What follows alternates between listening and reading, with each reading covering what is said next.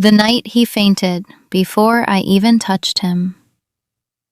He told me he wasn't afraid of needles. He said it the way people say they're not afraid of heights, right before they grab the railing with both hands and go very, very still. I noticed his fingers first. He had them laced together in his lap, pressed so tight the knuckles had gone white. And he was smiling, big, easy smile, the kind that takes effort to maintain. "I'm good," he said. "Totally fine. Do whatever you need to do." I set my kit down on the hotel nightstand, next to a half-eaten granola bar and a room service menu, and I thought, okay, sure, we'll see. I didn't know yet that this night was going to teach me something I hadn't expected to learn. Not about veins, not about technique. Something else entirely. Something I still think about when I'm on a long flight and the cabin goes quiet and I have nothing to do but remember. But I'm getting ahead of myself. Let me start from the beginning. It was July, one of those July nights where the heat doesn't break even at midnight. It just sits there, heavy and still, like it forgot to leave. I was staying in a mid-range hotel, in a city I'd been to once before for a conference, and I was there again for the same reason, a 3-day medical training seminar, continuing education. The kind where you sit in a conference room under fluorescent lights and drink bad coffee and try to absorb information about updated protocols while your brain quietly begs for a nap. I'd finished the evening session around 9, gone back to my room, changed into something comfortable, and was genuinely looking forward to doing absolutely nothing for the next 8 hours. And then my phone rang. It was the front desk, which was already unusual. They said there was a guest on the 4th floor, I was on the 3rd, who had asked if there was anyone in the hotel who might have medical training. Apparently he'd mentioned it to the concierge, who had mentioned it to the front desk manager, who had somehow found out that I'd listed my profession when I checked in. I want to be clear, I am not an emergency responder. I'm not on call when I travel. I had no professional obligation to say yes. I said yes anyway. I always say yes. I've made peace with that about myself. His name was Daniel. He opened the door on the second knock, which told me he'd been standing close to it, waiting. And the first thing I noticed was that he looked embarrassed. Not sick, not pale, just deeply, thoroughly embarrassed. He was maybe 35, tall, dark circles under his eyes, the kind of tired that comes from traveling across time zones rather than from not sleeping. He was wearing a t-shirt from some university I didn't recognize and holding a piece of paper, which he immediately handed to me like it was evidence. It was a prescription, handwritten, slightly crumpled, with a pharmacy label on a small box sitting on the desk behind him. "My doctor faxed this to a pharmacy near my office," he said. "I picked it up before I flew out. I'm supposed to have gotten the injection 3 days ago, but I kept..." He stopped, started again. I kept putting it off. I looked at the prescription. Vitamin B12 injection, intramuscular, 1 milliliter. I looked at him. "You've been carrying this in your bag for 3 days?" I said. 4, actually. 4 days. "I was going to find a clinic," he said it quickly. "I looked some up. I just never, the seminar schedule and then the time difference and, I said. He looked at the window. "And I don't love needles." There it was. I almost smiled. I kept it small. "Okay," I said. "I can help with that." Here's the thing about people who say they don't love needles. They're not wrong to feel that way. The fear is completely rational. Your body has spent your entire life learning that sharp things breaking through skin means something bad is happening. That's not a flaw in your wiring. That's your wiring doing exactly what it's supposed to do. The problem is that sometimes you need the sharp thing, and the fear gets in the way.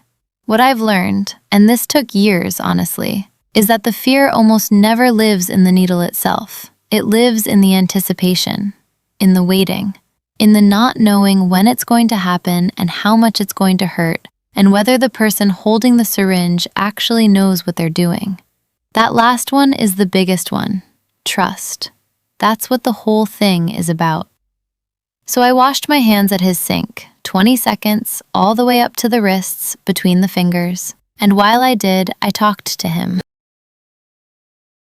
Not about the injection, about the hotel, about the conference I was attending, about whether he'd eaten dinner, which he hadn't, which was a separate conversation we needed to have. I asked him what he did. He said he was an architect. I said I'd always thought architecture and medicine had more in common than people realized. Both of them were about understanding how structures hold together under pressure. He gave me a look like he wasn't sure if I was serious. I was a little serious. By the time I turned around and dried my hands, his shoulders had dropped about 2 inches from where they'd been when I walked in. Small victories. I opened the kit I'd brought. I travel with a small one, just basics, force of habit, and laid out what I needed on the desk. A fresh syringe, the vial, alcohol swabs, a small piece of gauze, gloves. I pulled the gloves on, that familiar snap of latex settling against my palms, and I drew up the medication. This is the part most people don't see, and it matters. When you draw up a solution into a syringe, you pull back the plunger slowly, let the liquid fill the barrel, and then, and this is important, you hold it up to the light and look at it. Check for clarity. Check the color matches what you expect. Check the volume. And then you deal with the air. There's almost always a small bubble or two. You hold the syringe with the needle pointing up. Tap the barrel gently with your finger, just a few light taps, and watch the bubbles rise to the top. Then you push the plunger just slightly, just enough to express the air out through the needle tip. You don't want air in a muscle. It's not the catastrophic thing movies make it out to be in an intramuscular injection.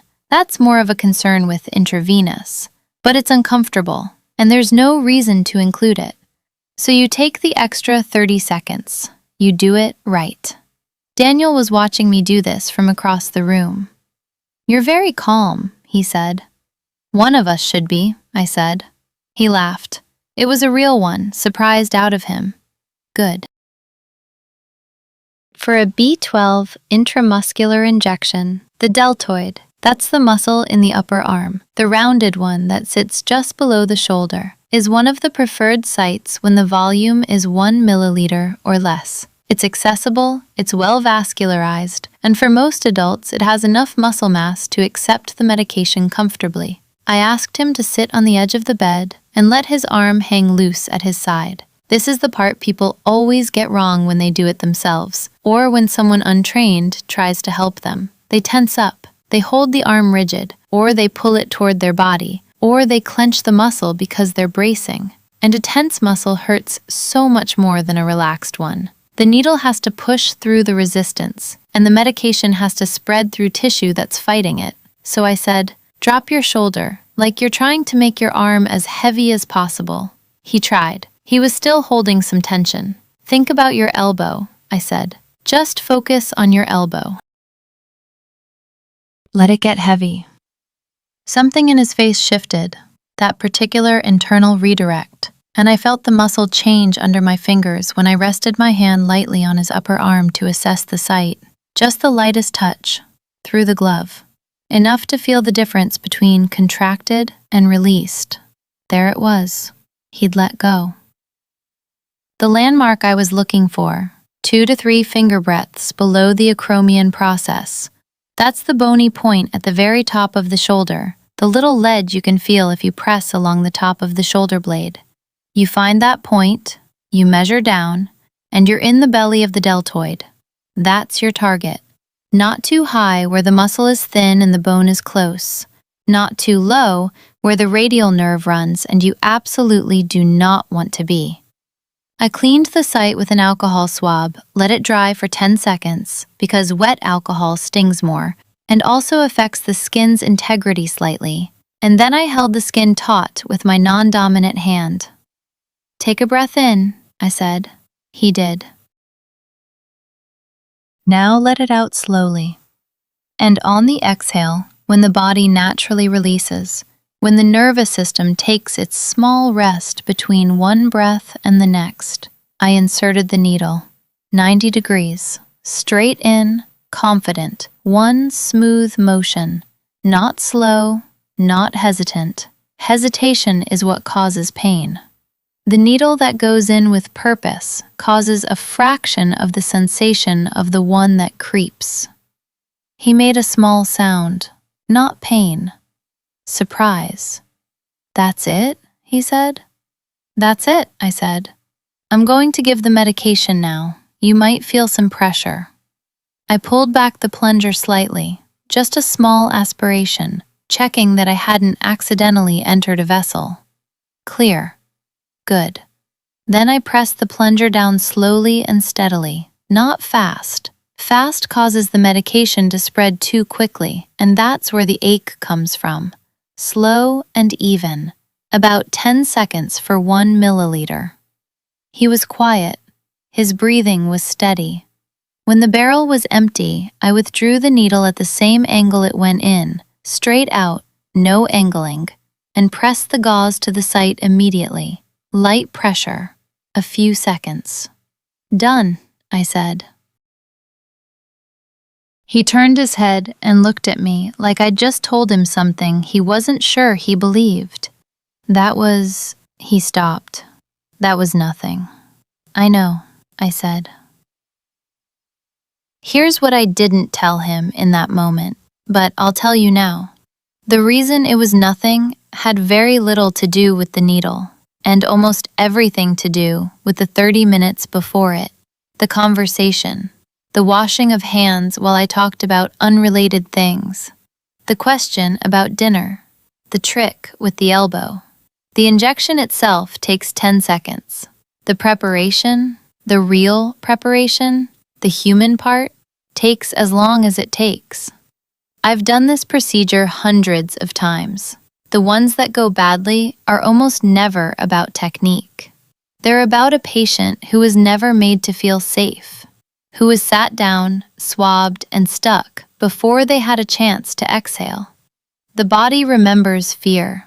It stores it in the muscle, and then the muscle fights you. But a body that trusts, that's a completely different experience for both people in the room. I was putting the used needle into the small sharps container I carry. You never recap, never set a used needle down. It goes directly into the container, no exceptions. This is non-negotiable. When Daniel said, "Can I ask you something?" "Sure," I said. "Why do you travel with a kit?" I thought about it.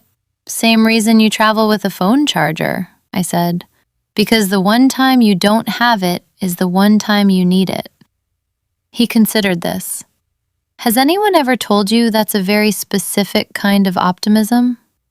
"Pessimism," I corrected. "Optimism is thinking nothing will go wrong.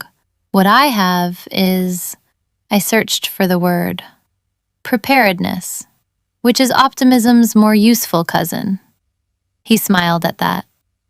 And here's the thing I wasn't expecting. It was a completely different smile from the one he'd opened the door with. That first one had been armor. This one was just a smile. I should tell you, I almost left then. I had my kit repacked, my gloves off and disposed of, and I was genuinely planning to say goodnight and go back to my room and sleep for 8 hours. But then he mentioned the dinner thing. He said, "You asked earlier if I'd eaten. I haven't." I was going to order room service, but I kept not doing it. I looked at him. "How long have you been on the plane today?" 11 hours. And before that? A connection, 3 hours in an airport. I did the math. "So you've had, what, a granola bar?" I nodded toward the nightstand. He looked at the granola bar like he'd forgotten it existed. Half of one. I sat back down. Here's the thing about B12, and about long flights, and about the particular kind of exhausted that Daniel was. They compound each other in ways people don't always recognize.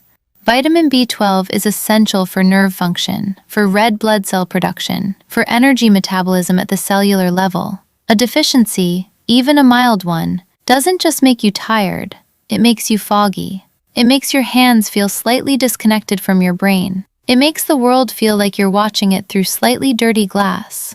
And then you add dehydration, because airplane cabins run at about 10 to 20% humidity, which is drier than most deserts, and most people don't drink nearly enough water on long flights, and you have a body that is running on fumes and doesn't entirely know it. I told him this. Not in a lecture, just mentioned it. The way you'd mention to a friend that the reason they have a headache is probably because they haven't had water since this morning. The headache you have right now, I said, is almost certainly dehydration. He touched his temple. I have a headache. I know. You've been squinting since I walked in. He blinked. I didn't realize. Most people don't. I reached into my kit and pulled out a small electrolyte packet. I carry 2 or 3, again, preparedness, and handed it to him. Drink a full glass of water with this before you sleep, and order food, something with protein. Your body needs something to work with. He looked at the packet, then at me. Are you always like this? Like what? Like... He waved a hand vaguely, like someone who notices things. I thought about that for a moment. I think I just pay attention, I said. It's the job. You look at a person and you try to understand what they actually need, not just what they're asking for. He was quiet for a second. He asked for the injection, he said slowly. But what he actually needed was to eat something and drink water and have someone talk to him for half an hour. And the injection, I said. He needed that too. Right, he smiled again. And the injection. There's a moment in this kind of encounter, and I've had enough of them to recognize it now, where the clinical part is finished and something else takes its place. Not anything dramatic, just a shift in the quality of the air in the room. The transaction is complete. What remains is just 2 people, in a hotel room, at midnight, in a city neither of them lives in. It's a particular kind of intimacy, that moment. Not romantic, or not only. Something older than that. Something about the fact that this person let you close enough to help them, and now they're sitting across from you with their guard completely down, and you're both aware of it. I wonder sometimes if you've felt that, not necessarily in a medical context, maybe just with a stranger on a train who told you something true about themselves, or a friend who let you see them cry for the first time. That specific quality of closeness that only exists because neither of you planned for it. I find it, I don't know, quietly extraordinary. He did order food eventually. I know because I was still there when it arrived. We'd gotten into a conversation about structural engineering and the human spine that neither of us had planned on having, and somehow 40 minutes had passed. The food came. He ate. His color improved visibly, which I noticed in the way I notice everything. Not intrusively, just, I was watching, the way I always watch. Before I left, I told him 2 more things. The first, the injection site might be a little sore tomorrow. That's normal. The muscle has absorbed a foreign substance and it's responding. If he wanted, he could apply a warm compress, not ice, warmth, for 10 minutes. It would help the medication disperse through the tissue and ease any residual ache. Ice constricts, warmth opens. For this kind of soreness, you want open. The second thing I told him was about the B12 specifically. He'd mentioned his doctor had prescribed a series of injections, not just one. I asked if he had a plan for the rest of them when he got home. He made a face that told me he did not have a plan. Make the appointment before you leave the hotel, I said. Not when you land, not when you get back to the office. Now, tonight, put it in your phone. You're very bossy for someone who's technically off duty, he said. I'm never off duty, I said. It's a character flaw. He laughed, and then he said, "Thank you, really." And the way he said it, not for the injection or not only, I understood that. I walked back to my room at just past 1 in the morning. The hallway was quiet, that specific hotel hallway quiet that feels like the whole building is holding its breath. The carpet was that particular shade of burgundy that every mid-range hotel seems to have agreed upon at some point in the 90s and never revisited. I thought about what he'd said, about noticing things. I've been doing this long enough that the noticing has become automatic. The slight asymmetry in someone's posture that suggests they're guarding something. The way a person breathes when they're in pain versus when they're afraid. The difference between a headache from tension and one from dehydration. Dehydration tends to sit at the base of the skull. Tension wraps around the temples, and they respond to completely different interventions. These are things you learn over years. Over hundreds of patients and thousands of small moments of paying attention. But I think the noticing, the real noticing, the kind that matters, isn't actually a medical skill. It's a human one. It's just choosing to look at the person in front of you and ask yourself, what do they actually need right now? Not what's on the chart, not what they said when they walked in. What do they actually need? Sometimes it's an injection. Sometimes it's 40 minutes of conversation and a glass of water with electrolytes. Usually, it's both. Here's the part I didn't mention yet, the part I was holding back, because it only makes sense now, at the end. When Daniel had opened the door and handed me the prescription, I'd glanced at the date on it. The prescription was dated 6 weeks earlier. Not 4 days, 6 weeks. He hadn't been putting it off since he got on the plane. He'd been putting it off for a month and a half. I didn't say anything about it at the time. It wasn't my place to make him feel worse about it. But I thought about it on the walk back to my room. 6 weeks of carrying a piece of paper around. 6 weeks of knowing you need something and finding every possible reason not to get it. Not because you're irresponsible, not because you don't care about your health, but because the fear, the small, specific, completely irrational fear of a needle, was just enough friction to let procrastination win, over and over again. And I thought about how many people are doing that right now, not with injections necessarily, with the appointment they haven't made, the symptom they've been ignoring, the thing they know they should do, but keep finding reasons to defer. The friction doesn't have to be large, it just has to be slightly larger than the motivation. And fear, even small fear, is very good at being friction. I don't know what to do with that exactly, I just notice it.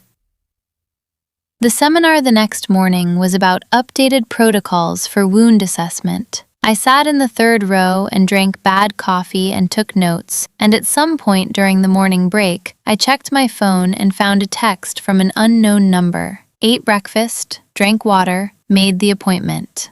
D. I stared at it for a second. Then I put my phone back in my pocket and went back to my seat.